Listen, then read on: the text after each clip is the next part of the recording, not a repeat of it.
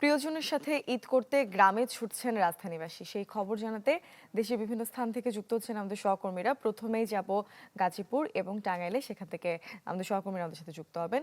রফিকুল ইসলাম খান আছেন গাজীপুরে। রফিক।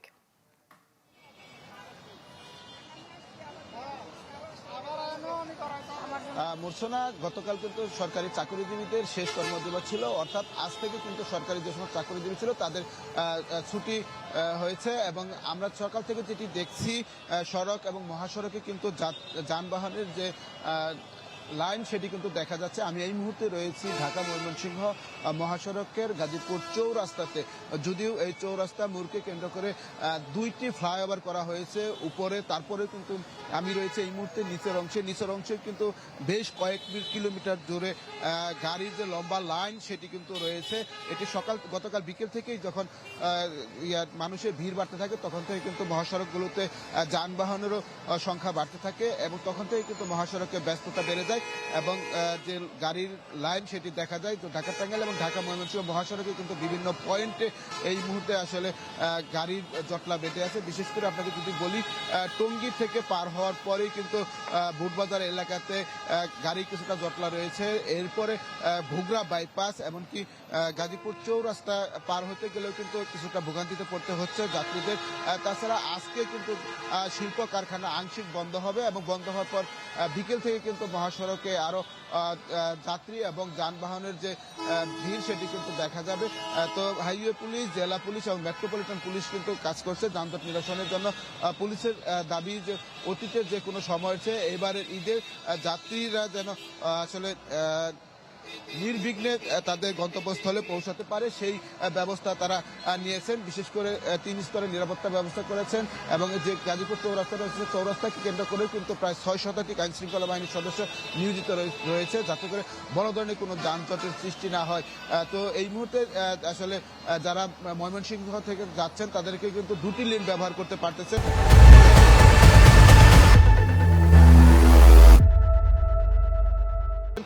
একটি হলো ফ্লাইওভারের উপর দিয়ে ডাইরেক্ট যেতে পারছেন, আরেকটি নিচ দিয়ে। তারপরেও কিন্তু নিচের অংশতে আমরা দেখছি যে বেশ গাড়ির লাইন রয়েছে। তো সেটি নিরসনের জন্য আইনশৃঙ্খলা বাহিনীর সদস্যরা কাজ করছে।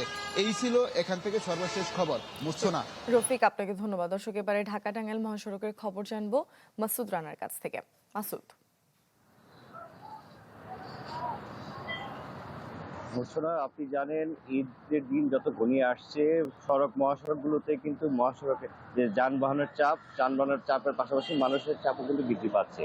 আমরা দেখেছি গতকাল বিকেলের পর থেকে, অর্থাৎ আজ সরকারি ছুটি কিন্তু গতকাল বিকেলের পর থেকে কিন্তু এই মহাসড়কে যানবাহনের চাপটা অনেকটাই বৃদ্ধি পেয়েছে। আমি এই মুহূর্তে রয়েছি, আমার পিছনে দেখতে পাচ্ছেন এটি কিন্তু ঢাকা টাঙ্গাইল মহাসড়কের এলেঙ্গা বাস স্ট্যান্ড এলাকা। এই বাস স্ট্যান্ড এলাকাকে কিন্তু উত্তরবঙ্গের প্রবেশদ্বার হিসেবে চিহ্নিত করা হয়, কারণ এখান থেকে মূলত উত্তরবঙ্গ সহ বিভিন্ন জেলার মানুষ এইখান থেকে কিন্তু তারা বিভিন্ন যানবাহনের চলাফেরা করে। গত কয়েকদিনে এই মহাসড়কে প্রায় কয়েকদিন যানবাহন কিন্তু চলাচল করেছে এবং বিশেষ করে গতকাল বিকেলের পর থেকে কিন্তু আরো কয়েকগুণ বৃদ্ধি পেয়েছে। আর সকাল থেকে আমরা দেখেছি এখানে মোটরসাইকেল, ব্যক্তিগত প্রাইভেট কার সহ খোলা ট্রাকেও কিন্তু মানুষজন ঈদে ঘরমুখো বাড়ি ফিরছেন।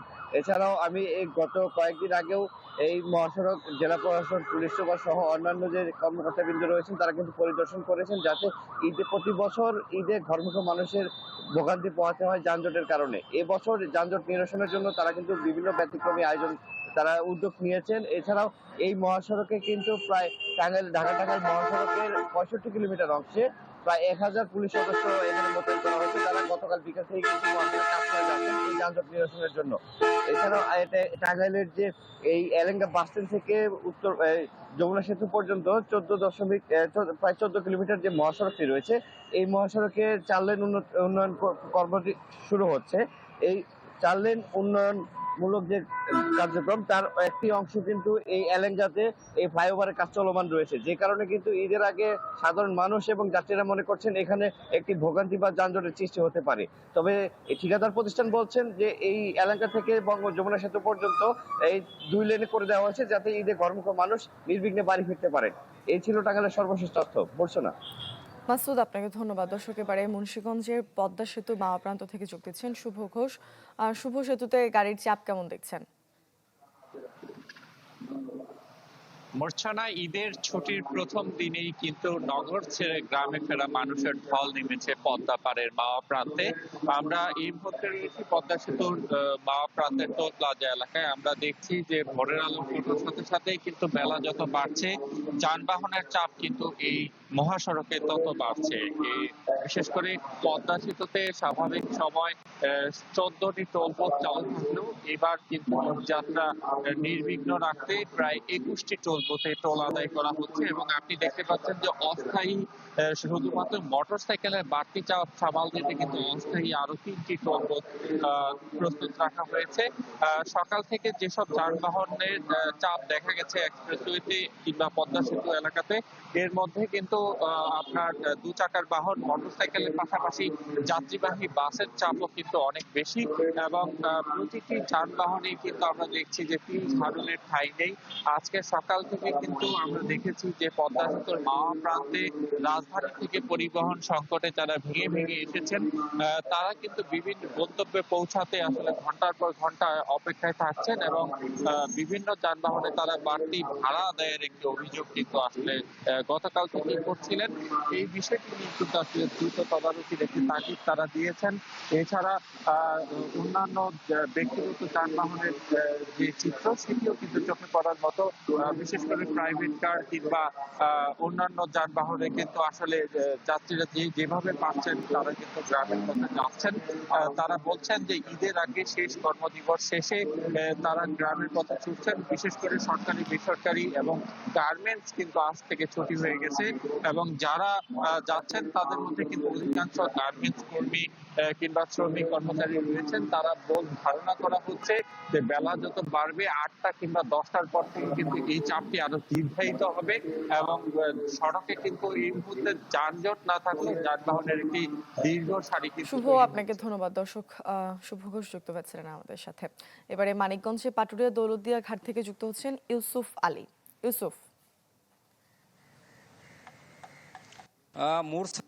দিন যত ঘনিয়ে আসছে পাটুরিয়া দৌলতদিয়া নৌরুটে যানবাহন এবং যাত্রীর চাপ কিন্তু ততই বাড়ছে। আমি ভোর থেকেই এই পাটুরিয়া ঘাটে রয়েছি। আজকে যে বিষয়টা আমরা লক্ষ্য করছি যে ভোর থেকে কিন্তু এই নদী পার হওয়ার জন্য যানবাহন এবং যাত্রী আসছে, তবে ফেরি পারাপারের বড় যে বাস সে বাসের সংখ্যা কিন্তু খুবই কম, দুই একটি করে আসছে অর্থাৎ।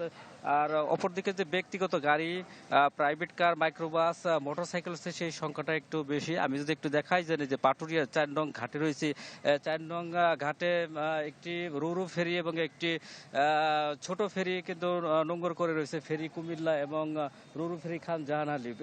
ফেরি কুমিল্লায় কিন্তু দেখছি যে না সেটিতে কিন্তু ব্যক্তিগত গাড়ি, প্রাইভেট কার, মাইক্রোবাস, মোটরসাইকেলের সংখ্যাটাই বেশি এবং একটি ট্রাক রয়েছে, অর্থাৎ বাসের সংখ্যাটা নাই। যেহেতু ঘাট এলাকায় নদী পার হওয়ার জন্য যাত্রীবাহী বাস, সেই বাসের সারি নেই, সেজন্য কিন্তু এই ঘাট এলাকায় দুর্ভোগ বা দুর্ভোগের কোনো চিত্র কিন্তু আমরা লক্ষ্য করিনি। তো এই ঘাট এলাকায় যে ব্যক্তিগত গাড়ি তারা কিন্তু যে পাটুরিয়া 4টি ঘাট রয়েছে, 4টি ঘাট এলাকা আসে, তারা টিকিট কাটার পরে তারা কিন্তু বিভিন্ন ফেরিতে কিন্তু লোড হয়ে যাচ্ছে। অর্থাৎ ফেরিতে ওঠার জন্য ঘাট এলাকায় এসে তাদেরকে কিন্তু কোনো অপেক্ষা করতে হচ্ছে না, অনায়াসে কিন্তু তারা বিভিন্ন ফেরিতে উঠতে পারছে। আরো এই যানবাহন এবং যাত্রী পারাপারের জন্য পাটুরিয়া দৌলতদিয়া নৌরুটে যে 17টি ফেরি ঈদ উপলক্ষে মোতায়েন করেছে, সেই সবগুলো ফেরি কিন্তু আজকে চলছে। অপরদিকে যে লঞ্চ ঘাট রয়েছে সেই লঞ্চ ঘাটও কিন্তু যাত্রীদের একটা মানে বেলা বাড়ার সাথে সাথে ভিড় বাড়ছে। তবে এই লঞ্চ ঘাটের যে যাত্রী তারা কিন্তু যে লোকাল যে গাড়ি অর্থাৎ পাটুরিয়া ঘাট পর্যন্ত যেসব গাড়ি আসে সেসব বাসে কিন্তু তারা এসে লঞ্চে পার হচ্ছে। বিআইডব্লিউটিসি তারা বলছে যে তাদের পর্যাপ্ত সংখ্যক ফেরি রয়েছে, যাত্রীর সংখ্যা বাড়লেও তাদের কোনো অসুবিধা হবে না। মূর্ছনা। ইউসুফ, আপনাকে ধন্যবাদ। দর্শক, রাজধানীবাসী ঈদ করতে গ্রামে ছুটে যাচ্ছেন এবং সে খবর জানাতে দেশে বিভিন্ন প্রান্ত থেকে যুক্ত হয়েছিলেন আমাদের সহকর্মীরা।